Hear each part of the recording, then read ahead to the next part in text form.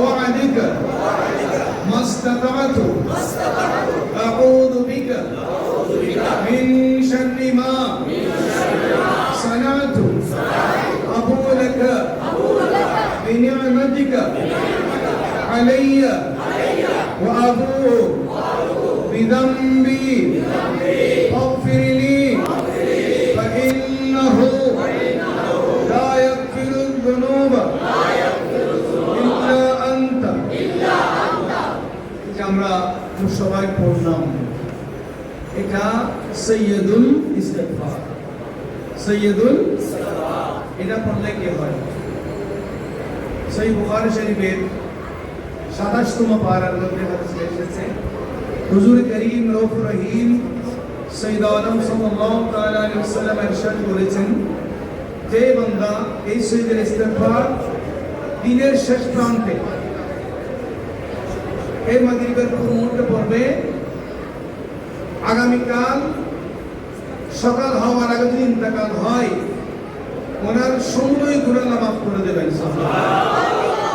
এবং উনি জান্নাতি মেহমান হিসেবে থাকবেন কেউ সকালবেলা দিনের বেলা শুরুতে পড়েছেন রাত হওয়ার আগে ইন্তেকাল করেছেন তাহলে উনি আল্লাহ ওনার সময় গুনাহ মাফ করবেন উনি জান্নাতি মেহমান হিসেবে থাকবেন এই সৈয়দুল ইস্তিগফার কন্টিনিউ করার চেষ্টা করবেন এবং বিশেষ করে এই রমজান মুবারক শরীফ আমি কোনো তকরির করার জন্য দাঁড়াইনি আমার উস্তাদ আজকে উনি আসতে পারছেন না আমি দাঁড়িয়েছি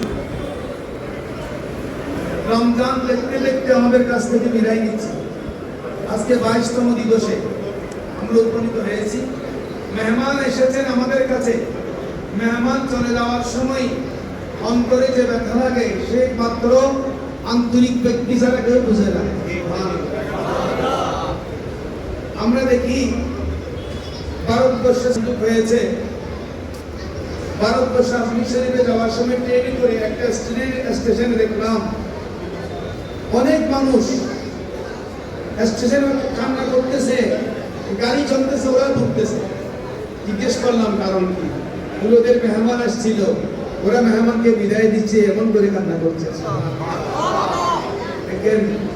ছোটবেলা আমরা দেখতাম কোনো মেহমান আসলে আত্মীয়স্বজন আসলে নিকটাত্মীয় বেড়াতে আসলে 10 দিন 15 দিন থাকার পর চলে যাওয়ার সময় এলাকার মামুনরা সবাই বাড়িয়ে দিয়ে কান্না করতে আজকে সেই সংস্কৃতি আমার কাছ থেকে চলে গেছে নাই বললে চলে কিন্তু এই রমজান মুবারক শরীফ বড় মেহমান আল্লাহর পক্ষ থেকে আমরা পেয়েছি যে মেহমানের শুকরিয়া আদায় করার সামর্থ্য শক্তি আমাদের কারণে আমরা যে রোজা রাখি আমরা যে নামাজ পড়ি আমার নামাজের হিস্সা কিন্তু আরেকজন নিয়ে নেবে নামাজের হিস্সা আরেকজন আমার পাপার কারণে হকের কারণে নিয়ে নিতে বাধ্য হবে রমজানের রোজার হিস্সা কেউ নিবে না আল্লাহ রাব্বুল আলামিন বলেন হাদিসের কুদসির মধ্যে আস-সাওমু লি ওয়া আনা আজজি বিহি রোজা আমার জন্য এটার বিনিময়ে আমি আল্লাহ দান করব সুবহানাল্লাহ ওয়া ফি রিওয়ায়াতিন আস-সাওমু লি ওয়া আনা উজজা বিহি রোজা আমার জন্য আমার বান্দা রেখেছে এটার বিনিময়ে আমি আল্লাহ নিজে হয়ে যাব সুবহানাল্লাহ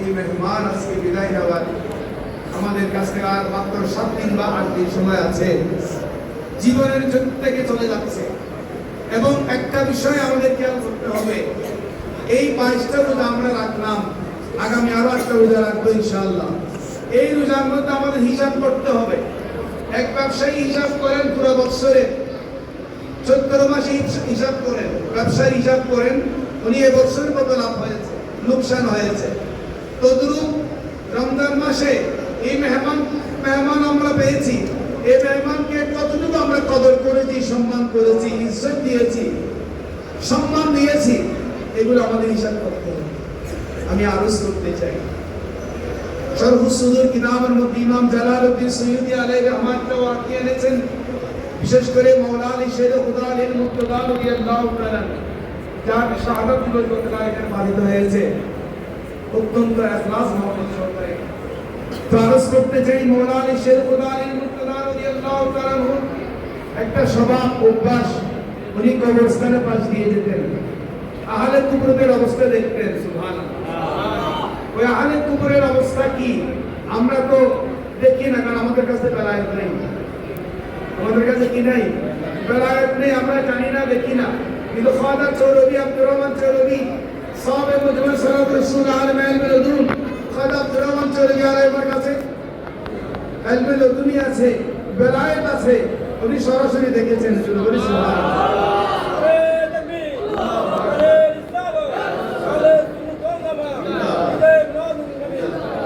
খাজা চৌরবি, আমি মৌলানা শের ওদের কথাটা পরে আসছি।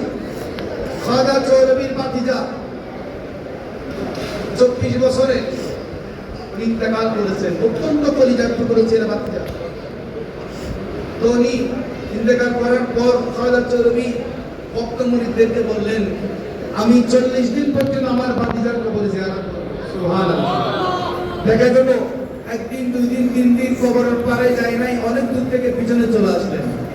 চতুর্থ দিন ভক্ত মুরিদরা জিজ্ঞেস করলেন, হুজুর আপনি একদিনও জিয়ারত করেন নাই, জিয়ারত করার জন্য আসছিলেন, অনেক দূর থেকে চলে আসলেন। খাজা চৌধুরী জবাব দিলেন, আমার লজ্জা লাগছে, আমি যেতে পারছি না, আমার ভাতিজার কবর জান্নাতের টুকরা হয়ে গেছে। জান্নাতি নাস যেমন আমার ভাতিজার কবরে আছে, আমার ভাতিজার কবরে জান্নাতের হুরে খাদমত করতেছে, আমি কিভাবে যাব? সম্মানিত হাজিরিন, আমরা সেই তরিকার অনুসারী যিনি জমিনে থেকে কবরের অবস্থা দেখেন। আমাদের তরিকার যিনি শেখুল মাশায়েখ মাওলানা শেখ খুদালের মুর্তদা রাদিয়াল্লাহু তাআলা, তিনিও এমন যিনি কবরের উপরে থেকে ভিতরের অবস্থা দেখেন। সুবহানাল্লাহ। আহলে কুবুরের অবস্থা দেখতে পেলেন উনি এমন অবস্থায় যে ওই আহলে কুবুর কেঁদে কেঁদে চিৎকার করে বলতেছি, আলিউন আনা তারিকুন ফিন্নার ওয়া আরিকুন ফিন্নার, ও মাওলা আলী, আমি আগুনে জ্বলতে যাচ্ছি, আমার কবর আগুন হয়ে গেছে, আমাকে সাহায্য করুন, মদদ করুন। মাওলা আলী শের খুদালের মুর্তদা রাদিয়াল্লাহু তাআলা তো হাত মুবারক তুলে দেন, ইয়া রাব্বাল আলামিন, এই বান্দা আমার কাছে সাহায্য চেয়েছে, আল্লাহ তুমি তাকে একটু দয়া করো, মেহেরবানি করো। আল্লাহ রাব্বুল আলামিন গায়েব থেকে ইলহাম করলেন, ও মাওলা আলী, তুমি এই ব্যক্তির জন্য সাহায্য করিও না, সুপারিশ করিও না। এই বান্দা রমজান মুবারক শরীফ পেয়েছে, রমজান মুবারক শরীফ পেয়ে দিনের বেলায় রোজা রেখেছে, কোরআন তেলাওয়াত করেছে, রাত্রি বেলা নামাজে তারাবি পড়েছে, কিন্তু সারা রাত সে গুনার কাজ করেছে। জোরে বলি আলহামদুলিল্লাহ।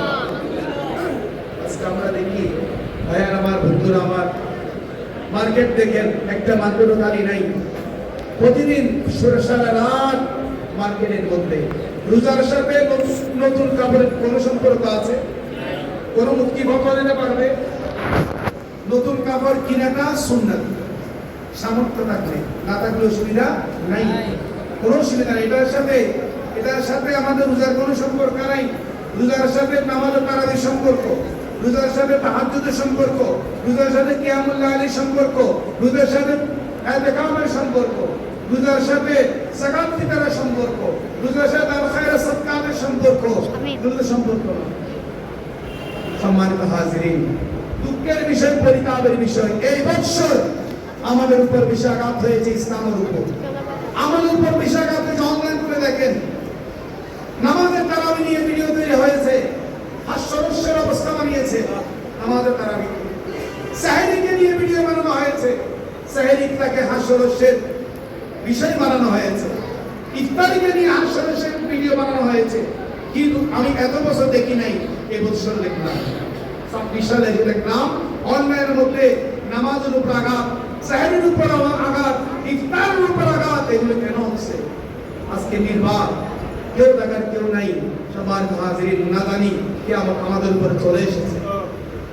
মাওলানা শেখ খুদালের মুর্তদা রাদিয়াল্লাহু তাআলা 100 বার সূরা ইখলাস শরীফ পড়ে কেঁদে কেঁদে দোয়া করলেন, আল্লাহ আমার ইজ্জতের কসম করে বলছি, ও আমার কাছে সাহায্য চেয়েছে, আমার দিকে চেয়ে হলেও আল্লাহ তুমি ক্ষমা করে দাও। আল্লাহ রাব্বুল আলামিন মাওলানা শেখ খুদা আলীর মুর্তদা রাদিয়াল্লাহু তাআলা সিলাই ওই আহলে কুবুরকে দয়া করলেন, মেহেরবানি করলেন, তার কবরে জান্নাত করে দিলেন, তার কবরকে জান্নাতের টুকরা বানিয়ে দিলেন। সুবহানাল্লাহ। হাজিরিন, আমাদের এই বিষয়গুলো মাইন্ডে রাখতে হবে। আল্লাহ আমাদের রোজা দিয়েছেন, আর আল্লাহ বলেছেন, ইয়া আল্লাযীনা আমানু ইসতাঈনু বিস-সাবরি ওয়াস-সালাহ, ওমার ইমানদাররা তোমরা ধৈর্যের মাধ্যমে, নামাজের মাধ্যমে সাহায্য চাও। সবচেয়ে বড় ধৈর্য হচ্ছে রোজা। রোজা চাইতে বড় ধৈর্য আর নাই।